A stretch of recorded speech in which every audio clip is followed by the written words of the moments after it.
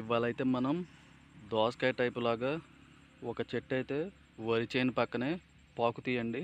అలాగే ఆ చెట్టుని అయితే మీకు చూపిస్తాను చూడండి. ఆ చెట్టు వచ్చేసి ఇదేనండి. ఇవేనండి వాటి కాయలు చిన్న చిన్నగా ఎలా కాస్తాయో చూశారు కదా. ఇంకా పండిపోయిన కాయలు కూడా ఉన్నాయి. ఇదిగోండి, ఇవైతే పండిపోయినాయి. ఇవైతే చూడండి వరి చేను మీద కడ పాకి కాయలు అయితే ఎట్టా కాసినాయో, బుడ్డి బుడ్డి కాయలు.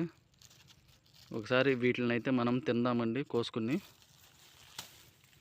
అలాగే ఈ కాయలు అయితే మనం తింటున్నామండి. ఒకసారి మీరైతే చూడండి.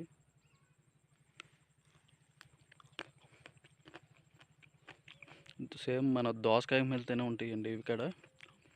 చాలా బాగుంటాయి కాయలు.